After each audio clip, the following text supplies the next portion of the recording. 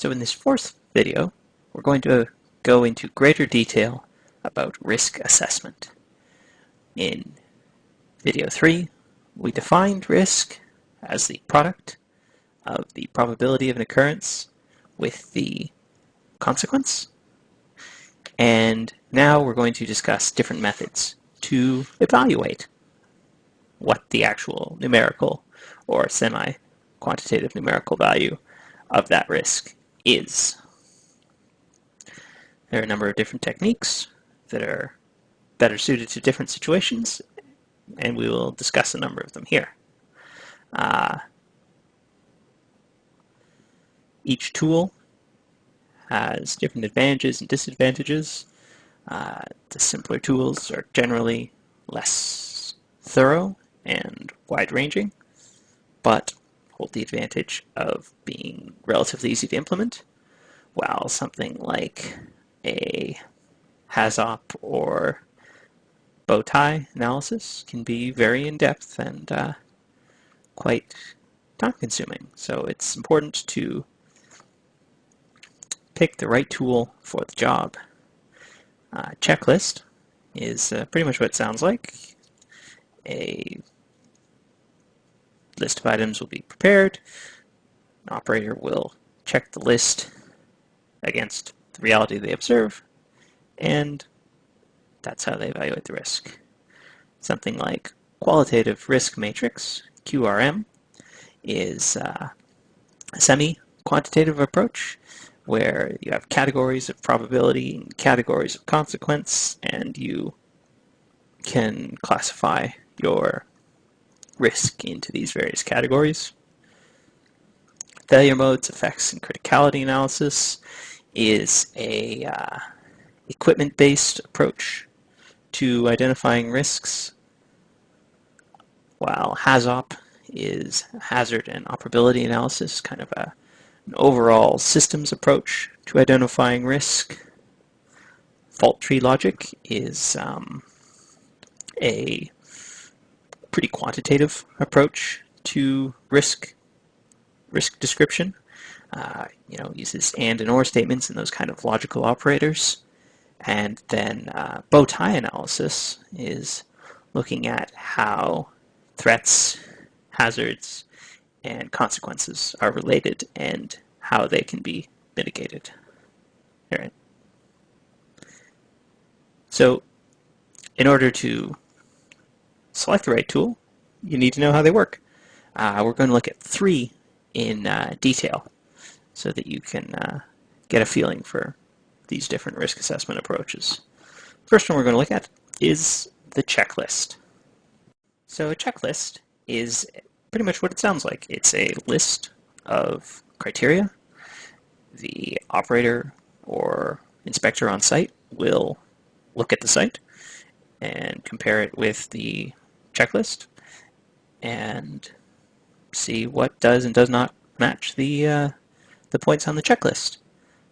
You generally will generate a checklist in advance through a panel of experts, and checklists can take into account historical problems, previously documented concerns, and that sort of thing.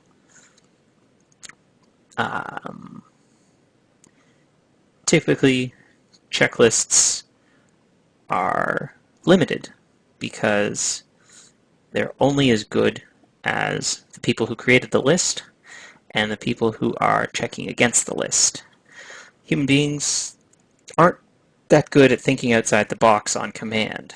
So if you give them a list, they have an unfortunate habit of going through the list very, very thoroughly and not looking at anything beyond what's on the list. So there are limited amounts of insight that one can gain from reviewing the results of a checklist analysis. Certainly creating the checklist is a useful exercise, and seeing how well the site conforms to what's described on the checklist gives us useful insight, but it's not necessarily going to anticipate new problems very well.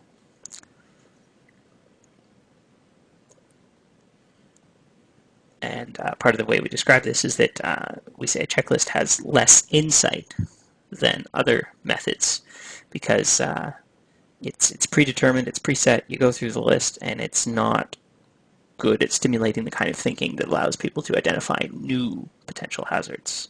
It's only good at identifying the hazards that have already been described. Nonetheless, it has its uses, and it is a straightforward, easy to implement risk assessment tool, so it's not to be dismissed completely. For instance, here's an example of a checklist. So we have different pieces of equipment for a vessel. We check to see how they're doing, and if there's any concerns, they get recorded in the third column on the right.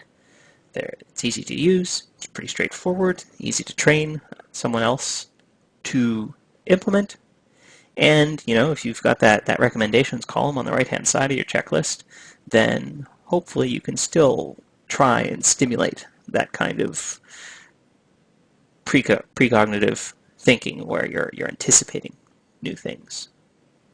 The second risk assessment technique we're going to look at is qualitative risk matrices.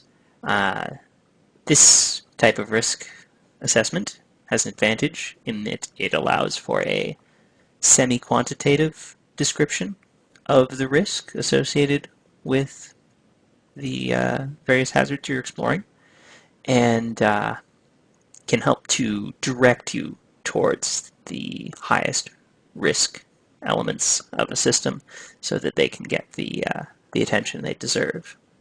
And so I would say in particular this is a really good starting point. You come here, you use a qualitative risk matrix, you identify these are the areas of priority, and then you can go into greater detail to quantify perhaps instead of the semi-quantitative for the priority areas. So in the qualitative risk matrix, you create a table like this one with the columns corresponding to level of consequence and the rows corresponding to level of probability. And so then the matrix elements formed from that are the product of the consequence and the probability. So the matrix elements describe the risk of a particular situation.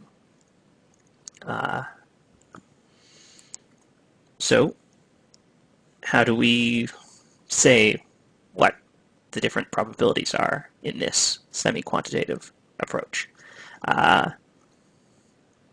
We define a set of 5 levels of probability for an event, ranging from certainty, where something is likely to occur often in the lifetime under consideration, all the way down to rare, where it's so unlikely it's assumed that it's not going to occur.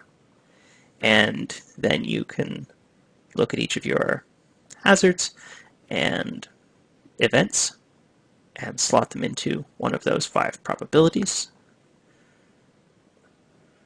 In the same vein, you look at the consequences, and you can describe them anywhere from catastrophic, which would be death, loss of plant, releases to the environment, which impact the public, bringing in regulatory bodies to arise their concern, and the other end of the spectrum, of course, being an insignificant level of consequence, which is considered, unlikely to even cause minor injury or minor damage, and so those are kind of the 2 ends of your scale. And once again, you slot in each of your hazardous events into one of those 5 categories, and so then that's located your spot on the matrix.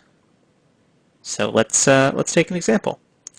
Let's do a qualitative risk assessment of the unsecured load in the back of a truck, because quite frankly, that's a really good example. It's very, very common. It's important for everyone to understand it. So what do we have here? The company that suffered the fatality that you'll recall we've mentioned in previous videos had 3 similar incidents in the last year. 2 were near misses, and 1 resulting in a broken leg.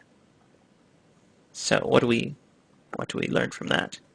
If we go through the probability definitions, what can we say? Well, this has happened 4 times in the last year, before the fatality plus 3 other times.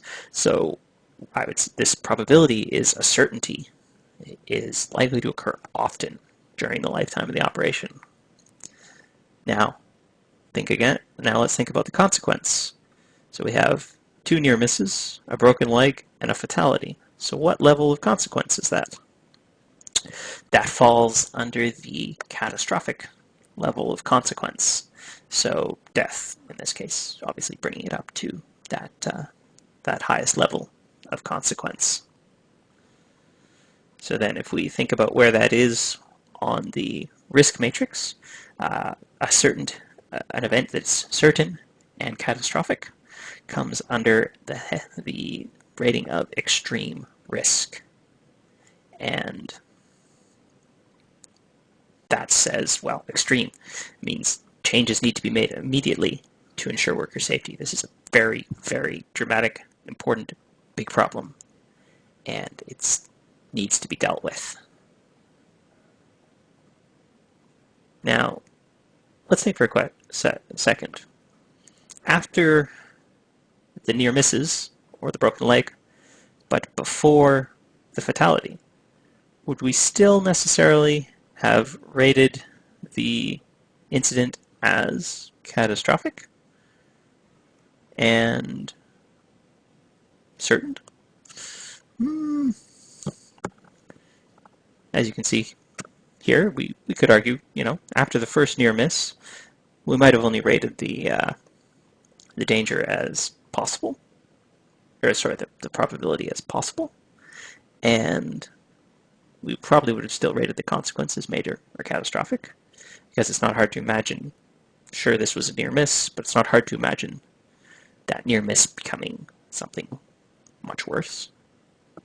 So if we look at the matrix again with the reduced probability to possible, and still considering that the near miss tells us that a major or catastrophic consequence is possible, we see that this would have still been rated as an extreme risk and should have warranted action to mitigate the problem, to mitigate the hazard as best as possible.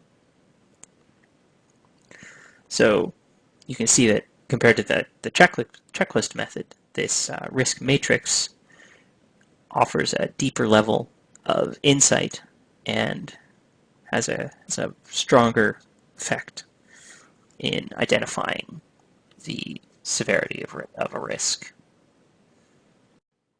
And we're going to pause here, and we'll resume in part 2 of this video.